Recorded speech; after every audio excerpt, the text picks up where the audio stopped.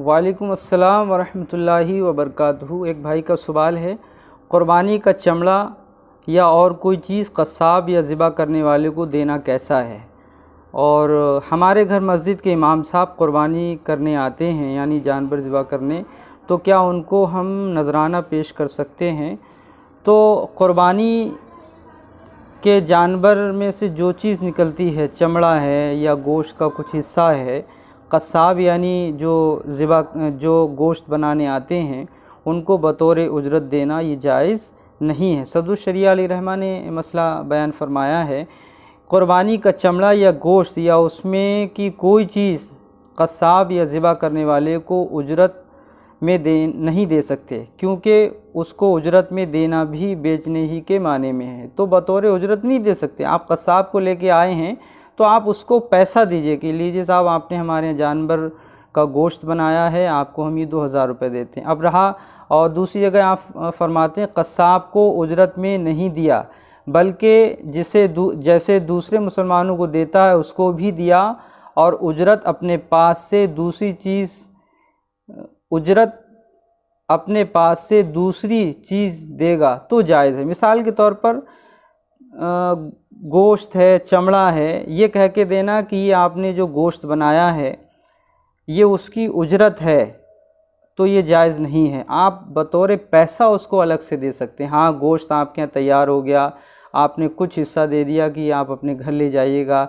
ऐसे ही मस्जिद के इमाम साहब हैं, आपने अगर उनको घर अपने बुलाया है, और अक्सर लोग मस्जिद के इमाम से ही या शहर के या मोहल्ले के किसी आलिम से ही क़ुरबानी कराते हैं, चूँकि उसमें दुआ पढ़ना होता है, क़ुरबानी के मसाइल होते हैं, तो आवाम के लोग जो है इससे नावाकिफ़ हैं।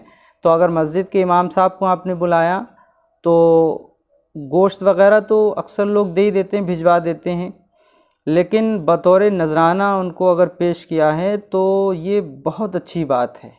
जब हम एक गोश्त बनाने वाले यानी क़स्साब को 2000, 3000, 2500 रुपये, 1500 रुपये एक जानवर के गोश्त बनाने के दे सकते हैं, तो हम मस्जिद के इमाम को ऐसे ही टरका देते हैं।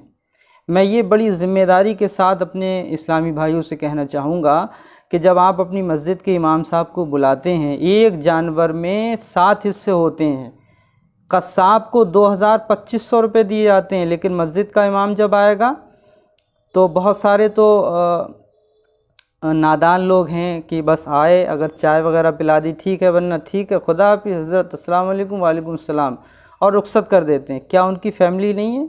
क्या उनकी ज़रूरियात नहीं है? क्या उनका वक्त नहीं है? उनके वक्त का कोई ख्याल नहीं, उनके वक्त की कोई कीमत नहीं है?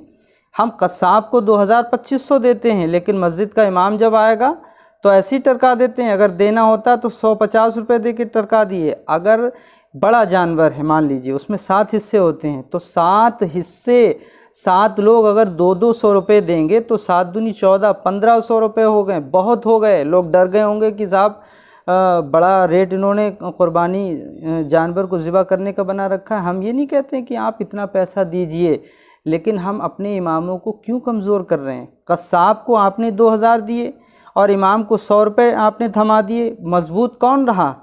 क़स्साब। इमाम ऐसे ही चले गए।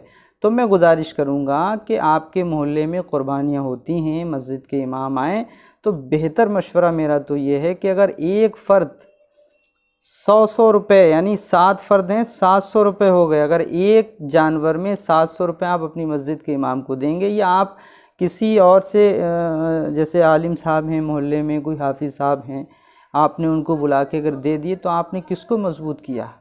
उलमा को मजबूत किया। उलमा को मजबूत कीजिए। उलमा को मजबूत करना, इमामों को मजबूत करना, ये हमारी बहुत अहम ज़िम्मेदारी है। तो जो लोग इमामों को या आलिम साहब को ऐसे ही जो है वो रुख़्सत कर देते हैं, वो लोग नादान हैं। उनको चाहिए, एक तो आपने दीन नहीं पढ़ा, और जिन्होंने दीन पढ़ा है तो उनको आप फ्री इस्तेमाल करना चाहते हैं।